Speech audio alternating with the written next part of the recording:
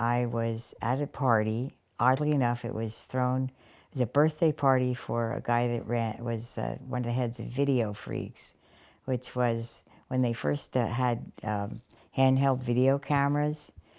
And it was the kind of the first group of people that had videos that they could video kind of reality type things.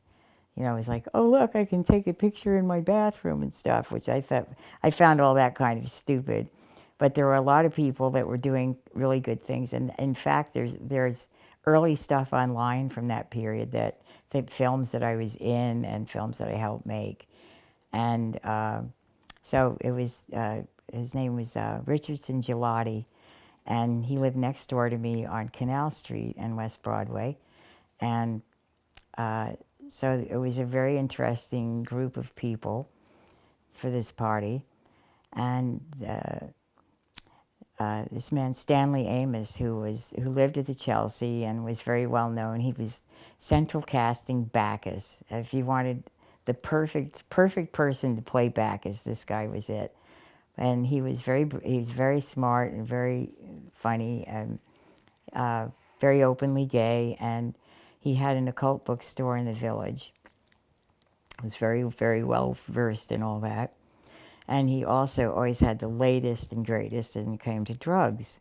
So to this party, he brings something that he says, oh, this is like, you snort a line of this is like Ultimo Coke. And the one thing I did like was snorting lines of Coke, as many of us did back then.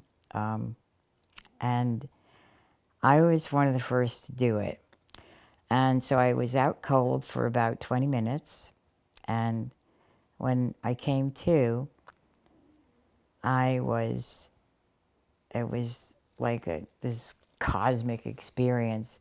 And I felt that I had been, that I was channeling some ancient female kind of shamanistic entity, and she was about music. So within a couple of weeks after this party happened, I was at a friend's house and singing along to Patsy Cline or something.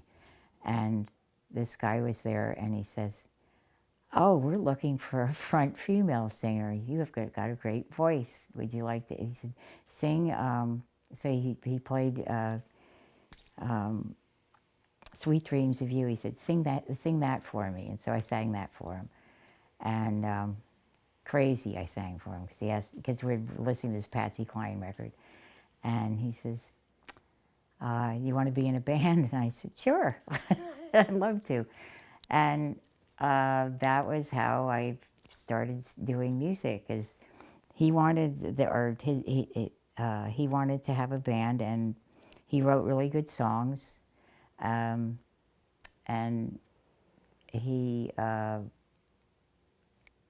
wanted a front strong female singer, which at the time was not the normal thing. He was working with this group, Charles Ludlam and the Ridiculous Theatrical Company, who were brilliant. They did, Charles Ludlam he did these amazing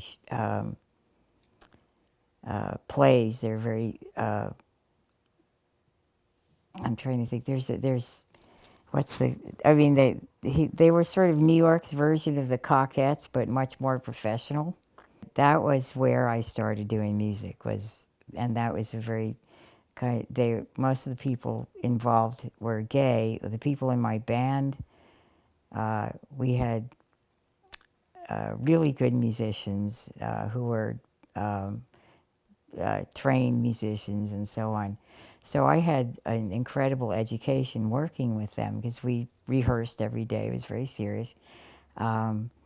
I learned everything about doing harmonies. I learned about, doing percussion,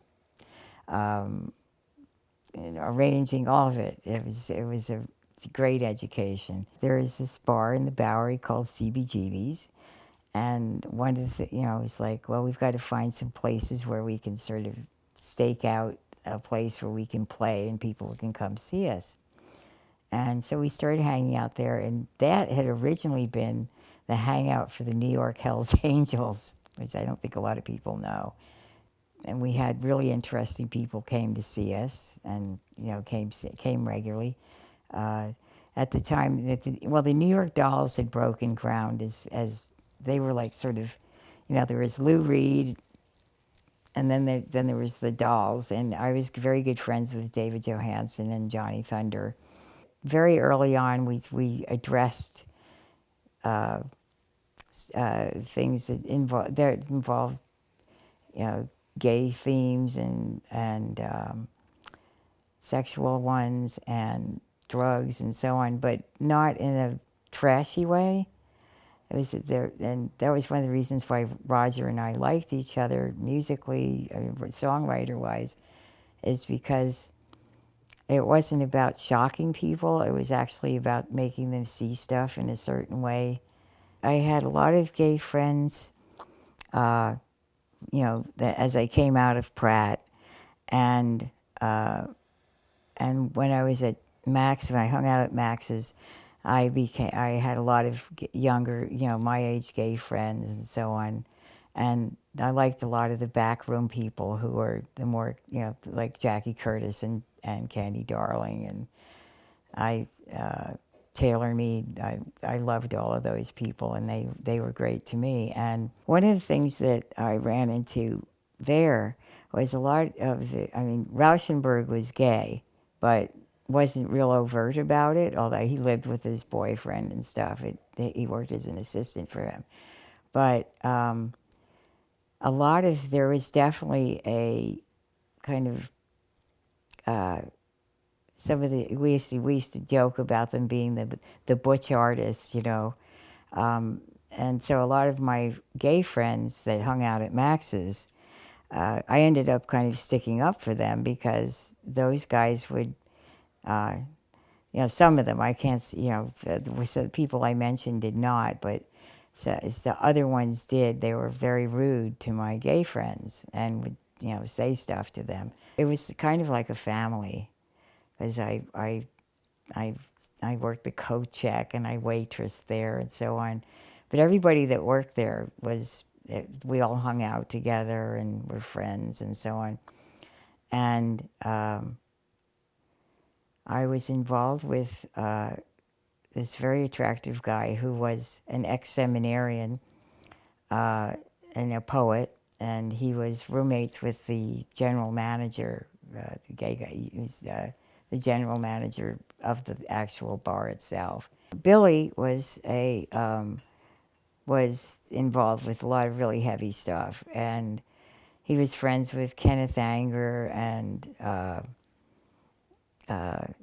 lot of real interesting people who were seriously into it. And I basically started going to. I met a lot of people on that scene with him.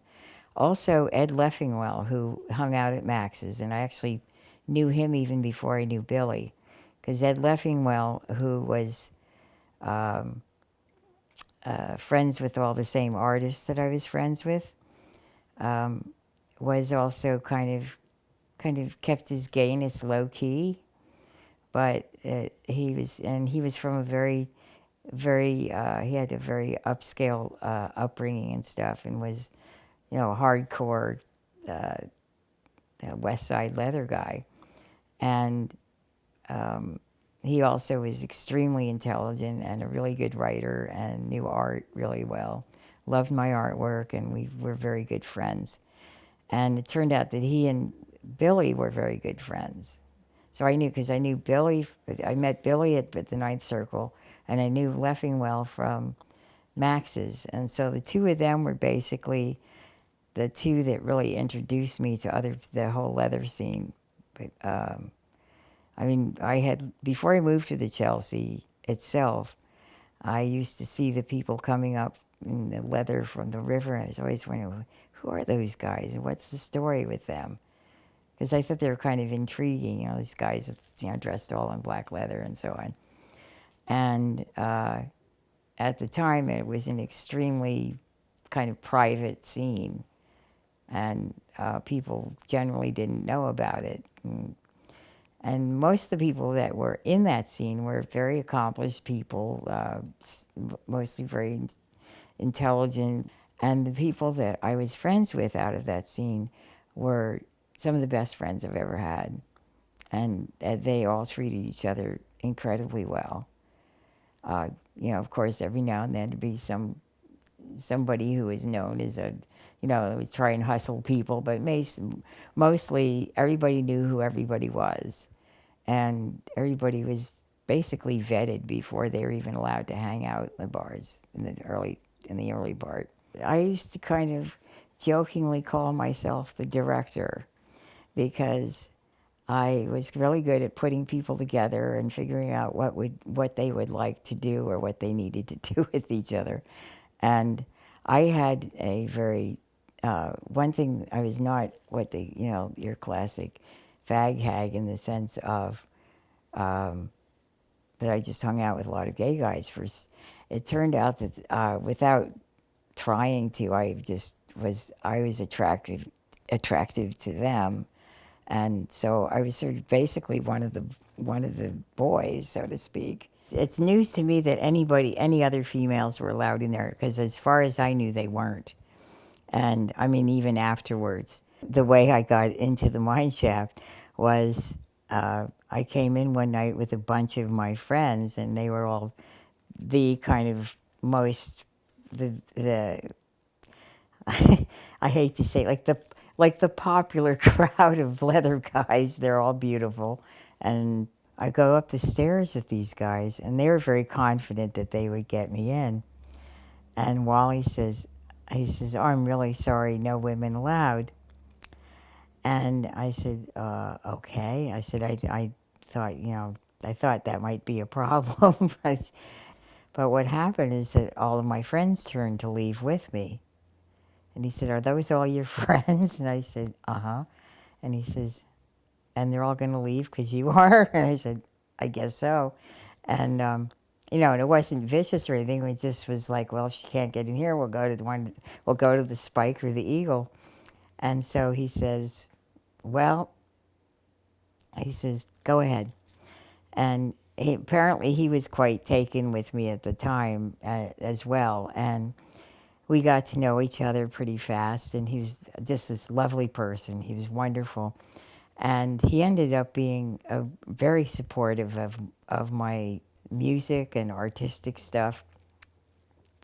But anyway, so that was the first night that we went in there, and that bar was all kinds of really well-known people went there, and it was very, you know, very discreet.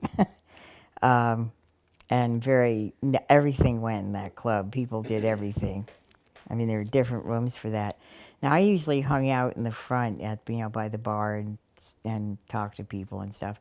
I did not engage in having sex with people in the bar, although I would kind of set situations up for people.